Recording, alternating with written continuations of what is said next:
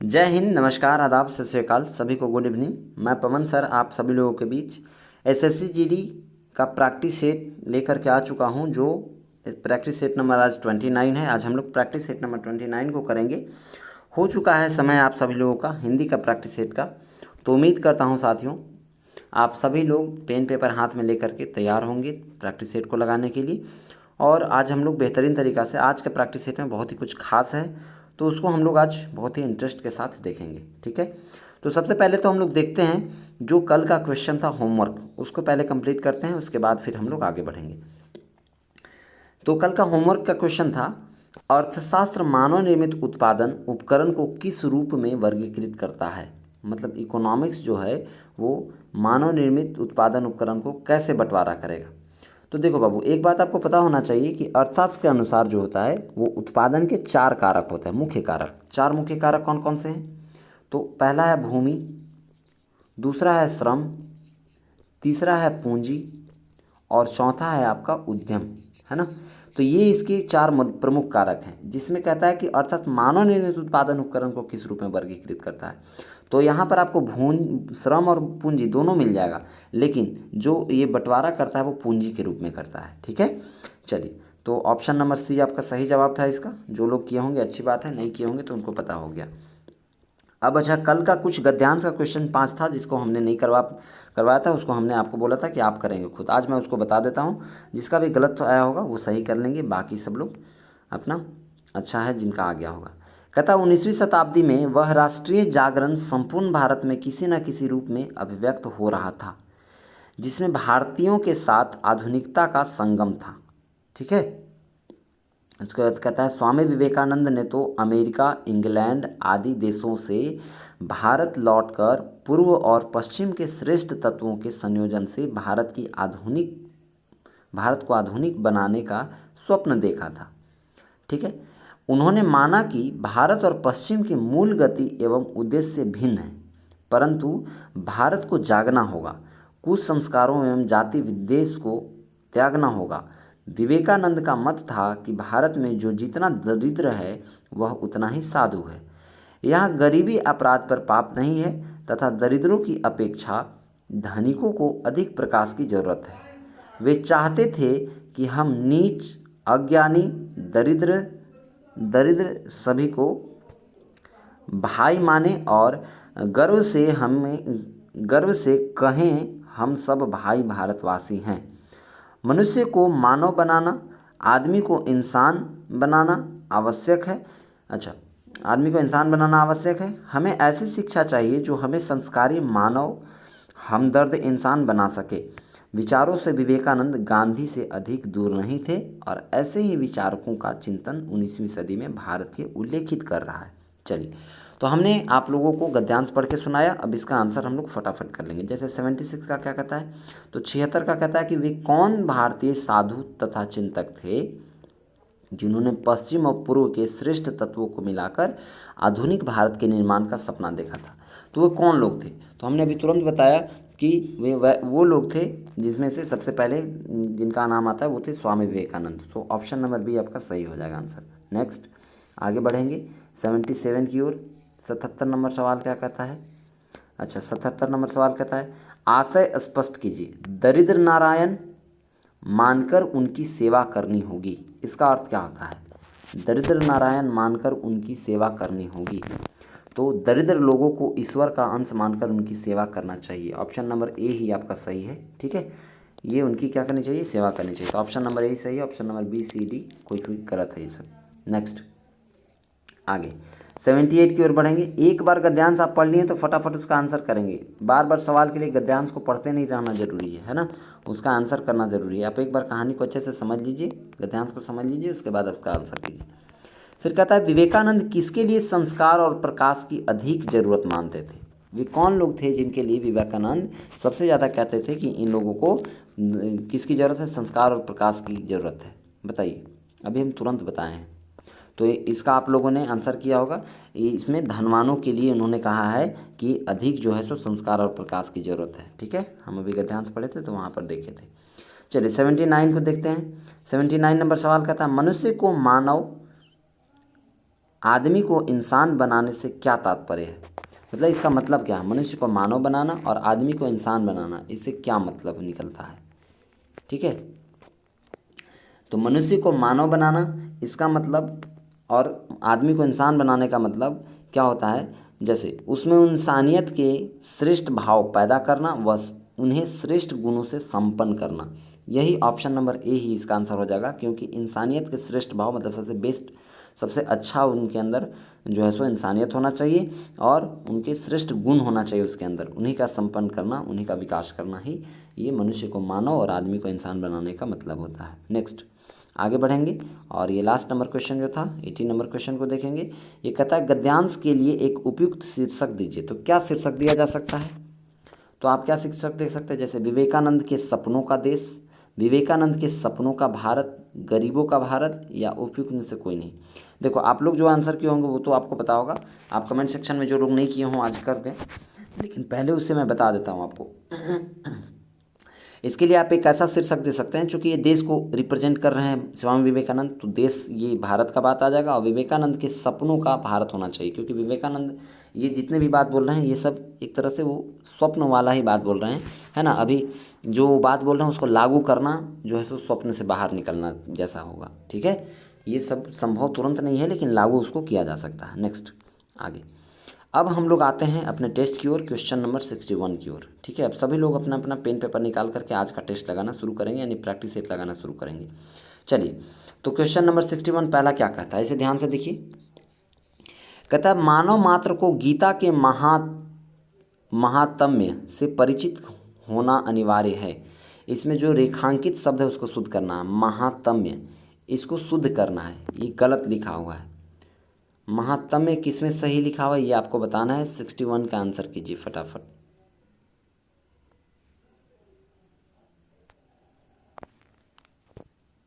तीन से 5 सेकेंड का समय है आपके पास, जल्दी जल्दी सभी लोग कमेंट सेक्शन में आंसर करेंगे।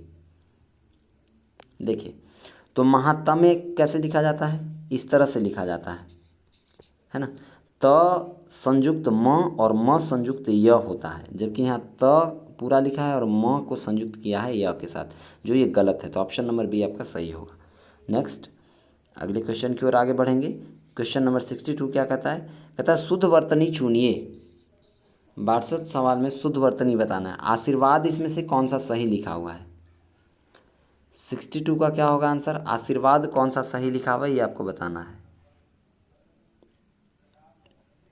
बताइए।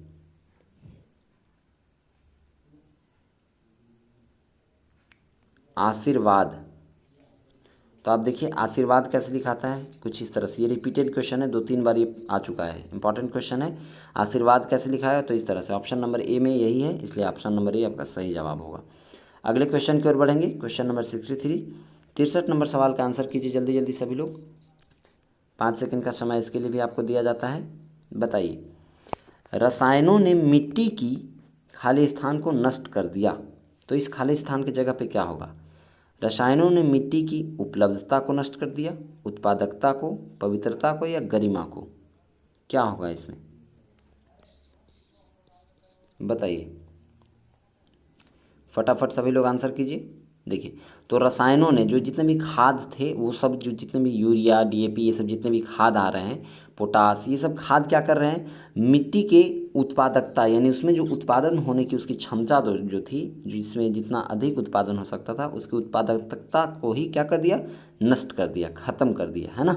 इतना खाद किसानों ने डाल दिया खेत में कि उसके अंदर जितने भी जो जीव थे जो उस खेत को उर्वरा शक्ति उसका बढ़ाते थे वो मर गए सभी खाद की वजह से, जिस कारण से उसका जो है सो मिट्टी का उत्पादकता नष्ट हो गया। तो यहाँ उत्पादकता होगा। अगले क्वेश्चन की ओर बढ़ेंगे। क्वेश्चन नंबर 64, इसका आंसर बताइए। 64 का आंसर बताइएगा।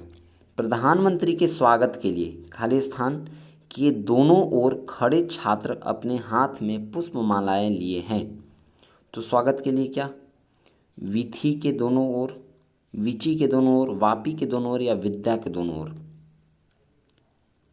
बताइए।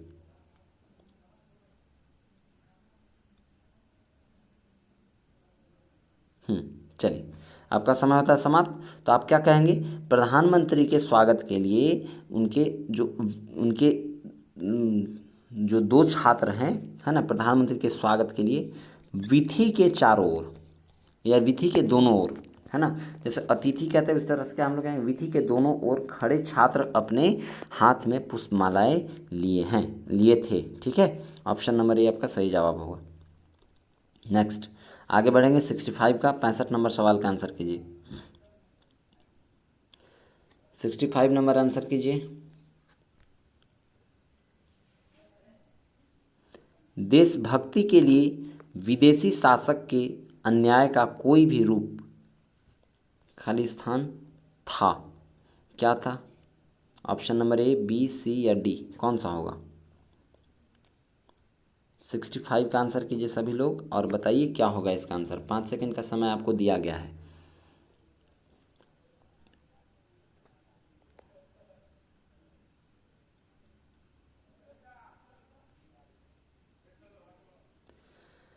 देशभक्ति के लिए विदेशी शासक के अन्याय का कोई भी रूप असहारा था, है ना। देशभक्ति के लिए विदेशी शासक के अन्याय का कोई भी रूप क्या था? असहारा था। ठीक है, मतलब उन लोग कोई भी ऐसा काम नहीं किया उन्होंने जो सहारा मिले भारत को। उन लोगों का बस एक ही रूल था, ब्रेक द इंडिया, कैसे भी भारत को तोड़ो, जितना ज़्यादा भारत को तोड़ सको। ठीक है, चलिए अगला 67 नंबर क्वेश्चन को देखेंगे। 66 नंबर सवाल क्या कहता है, शाखा मृग शब्द का पर्यायवाची शब्द क्या है? शाखा मृग का पर्यायवाची क्या होता है? क्वेश्चन नंबर 66 का आंसर कीजिए। शाखा मृग शब्द का पर्यायवाची क्या होता है?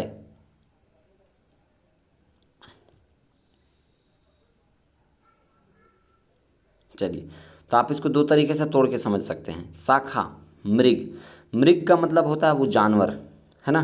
मृग का मतलब क्या कर सकते हैं? जानवर।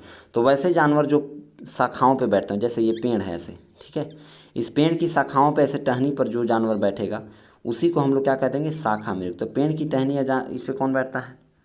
तोता भी बैठता है भाई। तो वो जो है सो पक्षी है, जानवर नहीं है। तो कौन बैठता है? वानर। ऑप्शन नंबर बी होना चाहिए यहाँ पे, ऑप्शन नंबर बी होगा। ठीक है, नेक्स्ट अगले क्वेश्चन की ओर बढ़ेंगे। 67 नंबर 67 नंबर सवाल क्या कहता है, इसका आंसर कीजिए सभी लोग। सरस्वती के 4 पर्याय दिए गए हैं, इनमें गलत कौन है? पर्यायवाची शब्द सरस्वती के लिखे हुए हैं यहाँ पर, इसमें आपको बताना है कि इसमें गलत कौन है, बताइए। सरस्वती के 4 पर्याय दिए गए हैं, इनमें गलत कौन है, ये आपको बताना है।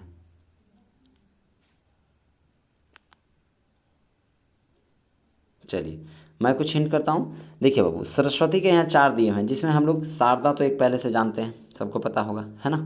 शारदा तो हम लोग जानते हैं, ठीक है। उसी तरह से आपको भारती भी सुने होंगे और बागीश्वरी भी कहते हैं हम लोग। तो भामा जो है वो सरस्वती का पर्यायवाची शब्द नहीं है। ऑप्शन नंबर सी आपका सही जवाब होगा। नेक्स्ट अगले क्वेश्चन की ओर बढ़ेंगे।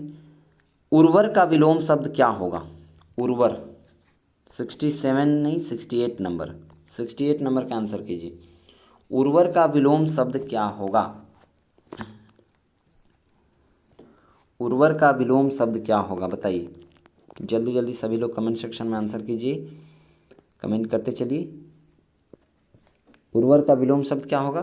तो उर्वर का विलोम शब्द उसर होता है, मतलब उल्टा इसका क्या होता है? उसर।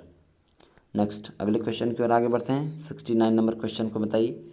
69 नंबर सवाल क्या कहता है, पर्वतीय शब्द का वाक्यांश क्या होगा? पर्वतीय शब्द का वाक्यांश क्या होगा? मतलब पर्वत को हम लोग एक वाक्य में क्या कर सकते हैं? जो पर्वत पर रहने वाला हो, जो पर्वत पर उगने वाला हो, जो पर्वत पर घूमने वाला हो, या जो पर्वत पर चढ़ने वाला हो, उसे हम लोग क्या कहेंगे, बताइए। पर्वतीय तो उसे पर्वतीय कहेंगे, लेकिन कौन सा इसमें से होगा ये आपको बताना है। तो आप ऐसा कह सकते हैं कि जो पर्वत पर रहने वाला हो उसे हम लोग पर्वतीय कहते हैं। ठीक है, नेक्स्ट जैसे जड़ी बूटी कई सारी चीज़ मिलते हैं वहाँ पे, है ना। क्वेश्चन नंबर 70, बर्फ़ वर्फ जितना भी होता है वहाँ पर पर्वत पे मिलता है, देखने को मिलता है। 70 नंबर क्वेश्चन का आंसर कीजिए। हर काम को देर से करने वाला, इसके लिए एक शब्द का को देना है यहाँ पर। कौन सा एक शब्द दे सकते हैं आप? हर काम को देर से करने वाला, हर काम को देर से करने वाला, क्या होगा इसका आंसर? जल्दी जल्दी सभी लोग कमेंट सेक्शन में कीजिए। चलिए, वेरी गुड। हर काम को देर से करने वाले को हम लोग दीर्घ सूत्री कहते हैं, ठीक है।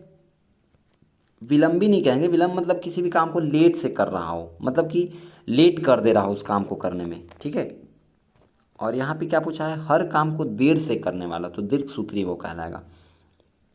अगला क्वेश्चन 71 नंबर क्वेश्चन का आंसर क्या होगा? दोपहर के पहले का समय उसे क्या कहते हैं हम लोग, बताइए। दोपहर के पहले के समय को हम लोग क्या कहते हैं? 71 नंबर सवाल का जवाब देंगे। अपराह्न कहते हैं, पूर्वाह्न कहते हैं, मध्याह्न कहते हैं, या प्रातः कहते हैं? जल्दी जल्दी सभी लोग आंसर कीजिए।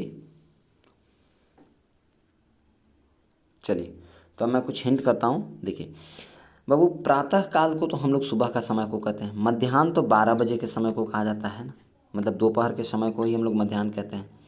तो अब यहाँ बच गए दो, अपराह्न और पूर्वाह्न।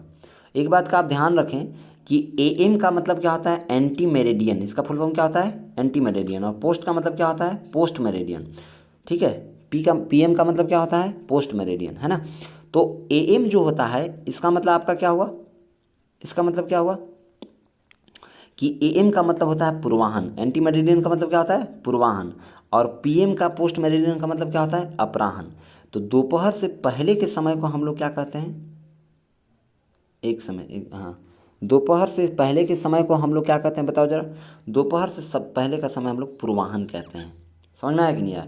क्लियर? तो दोपहर के पहले के समय को एएम कहेंगे। क्या कहेंगे? एएम में हम लोग लिखते हैं, ठीक है। चलिए नेक्स्ट आगे बढ़ेंगे अगले क्वेश्चन की ओर।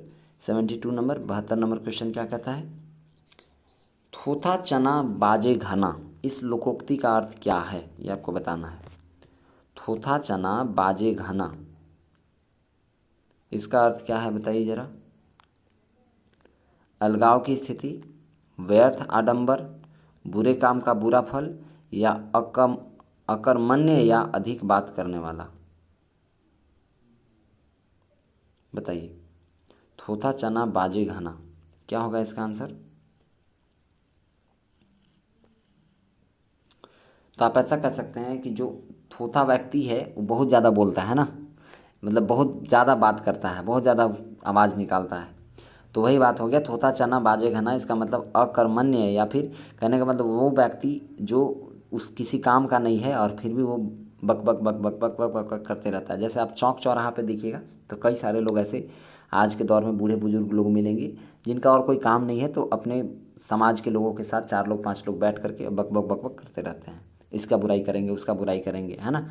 उसके साथ साथ किसी का जो है सो किसी के कमी निकालेंगे, इसको ट्रोल करेंगे, इसको ट्रोल करेंगे। कई लोगों का ये काम होता है। ऐसे बूढ़े बुजुर्ग का ही सिर्फ काम नहीं है, कई लोग ऐसे लोग भी हैं जो बेकार हैं, बेरोजगार हैं, है ना। उन लोग बैठ करके खाली फालतू का बातें कर रहे हैं, तो वैसे लोगों के बहकाव में आना भी नहीं है। उसी को हम लोग थोथा चना बाजे घना कहते हैं। ऑप्शन नंबर डी आपका सही जवाब होगा। नेक्स्ट आगे क्वेश्चन नंबर 73 73 नंबर सवाल क्या कहता है? नीचे पंक्तियों के सामने उनके अर्थ लिखे हैं, इनमें से गलत अर्थ वाली पंक्ति को छांटना है, बताइए कौन सा गलत है इसमें, आपको ये बताना है।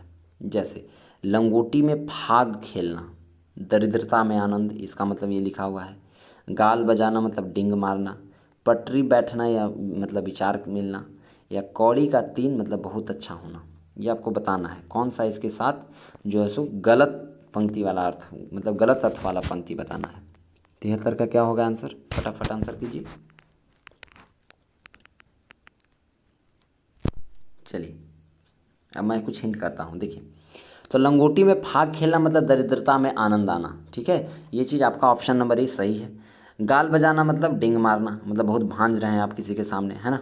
पटरी बैठना मतलब विचार मिलाना, किसी से आप क्या कर रहे हैं, पटरी बैठा रहे हैं, मतलब आप विचार मिला ली कि हाँ भाई चलो बराबर है, सब ठीक ठाक है, तुम जैसा सोच रहे हो वैसा ही हम भी सोच रहे हैं। और तो ये 3 सही हो गया, तो ऑब्वियस सी बात है ये गलत होगा, तो ऑप्शन नंबर डी सही होगा आंसर। गलत वाला ही बताना था।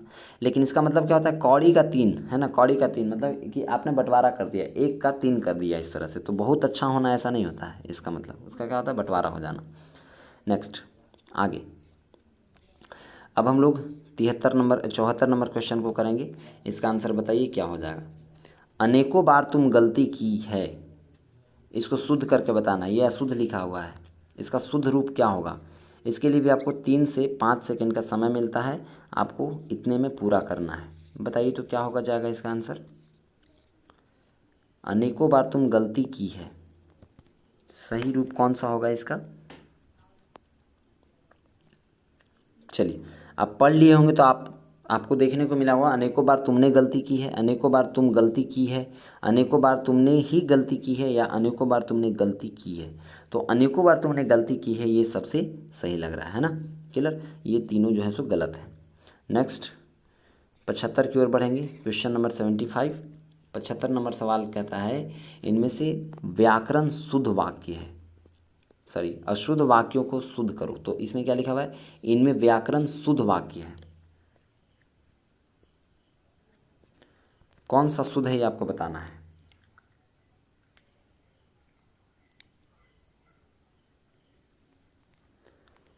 चलिए, आपका समय होता है समाप्त।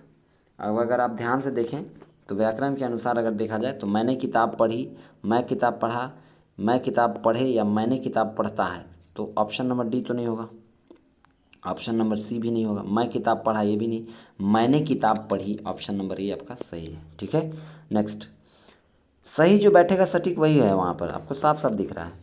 अब क्वेश्चन नंबर 76 की ओर से हम लोग 80 तक देखेंगे। क्या देखेंगे, तो आज हम लोग फिर से गद्यांश का करेंगे। ठीक है, तो गद्यांश में आज हम लोग पहले पढ़ लेंगे, उसका आंसर करेंगे। ठीक है, चलिए तो मैं पढ़ता हूँ, आप लोग भी पीछे से अपना ध्यान रखेंगे। थोड़ा जूम कर दूँ ताकि साफ दिखे आप लोगों को। पहले एक पैराग्राफ पढ़ लूँगा, फिर उसके बाद पैराग्राफ चेंज है वहाँ से पढ़ूँगा। साहित्य समाज का दर्पण है, ये पिछले बार भी आ चुका है, एक बार ये रिपीट हो चुका है गद्यांश, ध्यान रहे। साहित्य वाला पिछले बार दिया था हमने, तो वहाँ पे आप लोग जो है सो इस चीज़ को लगाए थे टेस्ट में, प्रैक्टिस सेट में, वही वाला है। साहित्य समाज का दर्पण है, इसका संबंध व्यष्टि से न होकर समष्टि से है, क्योंकि समाज में जो आचार विचार वेशभूषा नीति मर्यादा प्रचलन में होती है उसका प्रत्यक्ष प्रभाव साहित्य पर अवश्य पड़ता है, चाहे वह किसी भी काल का प्रतिनिधित्व क्यों न करता हो। इस प्रकार साहित्य सामाजिक उन्नति से प्रभावित भी होता है और सामाजिक उन्नति को प्रभावित करने को भी सामर्थ्य रखता है। विद्वानों ने इस संदर्भ में कहा है, साहित्य संगीत कला विहीन साक्षात पशु पुक्ष विषानहीन। विद्वानों ने क्या कहा इस संदर्भ में, साहित्य संगीत कला विहीन साक्षात पशु पुक्ष विषानहीन, मतलब वाल्सेर ये साहित्य की समाज का आदर्श गुरु माना है, जो अपने मार्गदर्शन से प्रत्येक आयु वर्ग के व्यक्तियों को एक आदर्श मार्ग दिखलाता है। मतलब अपना जो उनका खुद का साहित्य है उनके थ्रू जो है वो आदर्श गुरु उनको माना जाता है, और अपने मार्गदर्शन से वो प्रत्येक आयु के वर्ग के लोगों को एक आदर्श मार्ग को दिखलाता है। जब तक साहित्य में समाज का स्पंदन होता रहता है वह अमर एवं सजीव साहित्य कहलाता है।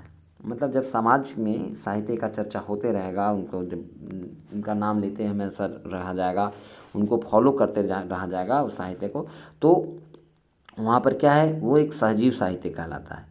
किंतु जिस साहित्य में अश्लीलता काल्पनिकता एवं अव्यवहारिकता है वह साहित्य समाज का सच्चा प्रतिनिधित्व नहीं करता। सही बात है कि जिसमें अश्लीलता आ जाएगा, काल्पनिकता आ जाएगा, है ना, मतलब मॉडर्निटी नहीं रहा, मॉडर्निटी मतलब कि अपडेट अपने आप को नहीं करते रहे, अव्यवहारिकता हो गया मतलब व्यवहार सही नहीं रहा, है ना, तो वैसे में क्या होगा कि वह साहित्य समाज का एकदम सच्चा प्रतिनिधित्व नहीं कर पाएगा। ठीक है, चलिए आगे फिर हम लोग करेंगे।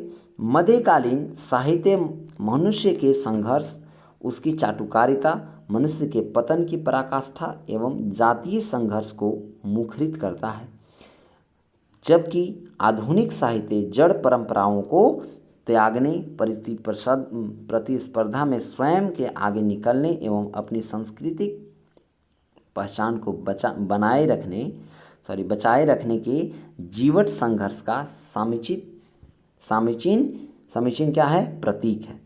इसका मतलब क्या हुआ कि आप जब आधुनिक परंपरा के साथ जब आप आगे बढ़िएगा, आधुनिक साहित्य के साथ आगे बढ़िएगा, तो उसका जड़ और परंपरा उसको त्यागना या उसका टक्कर में या उसका कंपटीशन में आप स्वयं आगे निकल जाएंगे, है ना।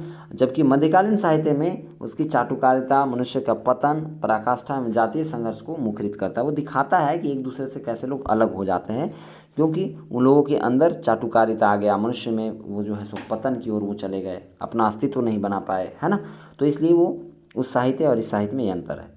आगे, सच तो यह है कि साहित्य एक और समाज को अपने अतीत से प्रेरणा देता है, वहीं दूसरी ओर समाज में घट रही घटनाओं को अपने लेखन का आधार बनाता है।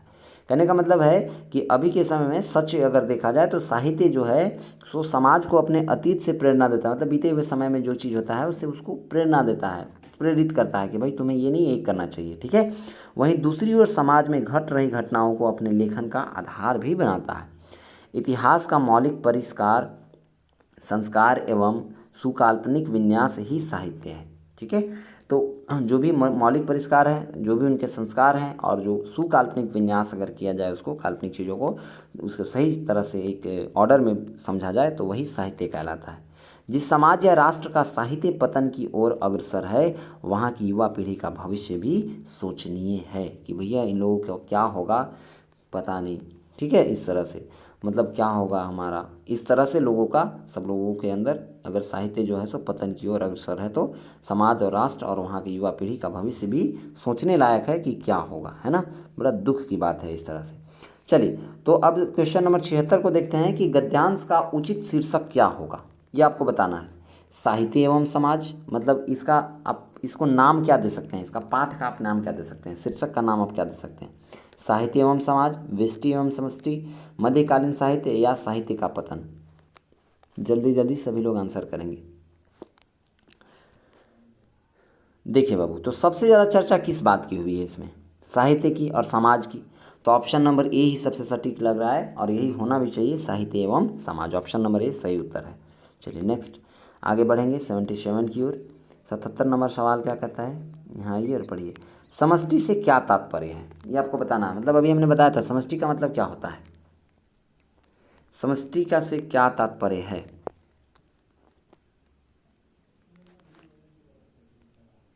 चलिए, आपको पता ना हो तो मैं बताऊं। समष्टि से तात्पर्य ये है कि जो कुलीन वर्ग के लोग होते हैं, कुलीन वर्ग का जो साहित्य होता है ना, वही समष्टि का अर्थ होता है, ठीक है। समष्टि का मतलब क्या होता है, कुलीन वर्ग का इतिहास, ठीक है। चलिए नेक्स्ट, कुलीन मतलब गरीब, गरीब लोगों का, उस तरह से वैसे लोगों का जिनका सोच ही गरीब हो। अच्छा, मध्यकालीन साहित्य समाज की किस विशेषता का प्रतिनिधित्व करता है। मध्यकालीन साहित्य समाज की किस विशेषता का प्रतिनिधित्व करता है, ये आपको बताना है, बताइए। तो मध्यकालीन क्या, हमने उसमें बताया था अभी आपको कि उसमें नैतिक पतन हो रहा है। क्या हो रहा है, नैतिक पतन, ठीक है। तो मध्यकालीन किस विशेषता का प्रतिनिधित्व करता है, नैतिक पतन का। मोरल उसका सब खत्म होते जा रहा है, लोगों के अंदर मोरल डाउन होते जा रहा है ना, खुद का मोरल है ही नहीं कुछ, नैतिक पतन होते जा रहा है। अगला सेकेंड लास्ट नंबर क्वेश्चन, युवा पीढ़ी का भविष्य निर्भर करता है, किस पर निर्भर करता है। समाज की मर्यादा पर, साहित्यकारों की सोच पर, शिक्षा की गुणवत्ता पर, या श्रेष्ठ साहित्य के निर्माण पर। अभी हम तुरंत बताए हैं ये बात कि युवा पीढ़ी का भविष्य किस पर निर्भर करता है। बताइए क्या होगा आंसर। सभी लोग कमेंट सेक्शन में 79 यानी 69 नंबर सवाल का आंसर कीजिए। चलिए, तो युवा पीढ़ी का जो भविष्य है वो निर्भर करता है सबसे बेस्ट, जो श्रेष्ठ साहित्य होता है उसके निर्माण पर। अच्छा साहित्य निर्माण होगा तो युवा उसको फॉलो करेंगे और उस साहित्य के हिसाब से जब बढ़ेंगे तो उनका जो है सो ये तय है कि उनका विकास अच्छा होगा। नेक्स्ट आगे, एंड लास्ट क्वेश्चन ही है आज का 80 नंबर क्वेश्चन, इसको बताना है। अमर साहित्य कहलाने का सच्चा हकदार वह साहित्य है जो, इसके बाद क्या होगा बताइए। सर्वकालिक हो, सार्वभौमिक हो, सामाजिक स्पंदित हो, या आदर्शोन्मुखी हो, आदर्शोन्मुखी हो। बताइए 80 नंबर क्वेश्चन का क्या हो जाएगा आंसर।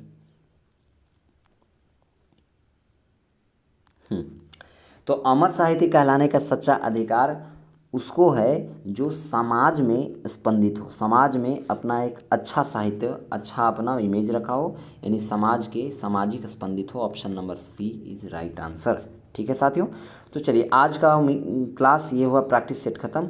यही था आज का एसएससी जीडी का हिंदी का प्रैक्टिस सेट जिसको आप लोगों ने आज लगाया। ठीक है, तो लास्ट में एक होमवर्क के लिए क्वेश्चन आपके लिए जो मैं हर रोज़ लेकर के आता हूँ। आपको इस होमवर्क के क्वेश्चन को बताना है। ये होमवर्क में है आपका, संकीर्ण का विलोम शब्द क्या होगा, ये आपको बताना है। यहाँ ऑप्शन दिया हुआ है, इसका आंसर आप करेंगे। ठीक है, चलिए साथियों, उम्मीद करता हूँ कि आप सभी लोगों को क्लास अच्छा लगा होगा। जैसा कि मैं हर बार लास्ट में क्लास ख़त्म होने के बाद आपसे फीडबैक लेता हूँ, और फीडबैक में आपसे मैं पूछता हूँ कि आपके 40 क्वेश्चन में से 20 क्वेश्चन यानी कि 40 मार्क्स में से कितने मार्क्स आए हैं, ये आपको बताना है। कितने मार्क्स आप गेन कर पाए, यानी कितने क्वेश्चन आप सही कर पाए। ठीक है, और क्लास अच्छा लगा हो तो अपने साथियों में शेयर कर देना है ना, इस क्लास को, और इसे लाइक कर देना है, और चैनल पर नए हों तो आप इसे सब्सक्राइब कर देंगे। ठीक है साथियों, मिलूँगा मैं फिर से आप लोगों के साथ क्लास रीजनिंग का क्लास लेकर के रात 8 बजे, जो कि आप सभी लोगों के लिए बहुत ही इंपॉर्टेंट है, तो उसमें जुड़ना ना भूलें। फिर से मैं मिलूँगा आप लोगों से, तब तक के लिए सभी को जय हिंद।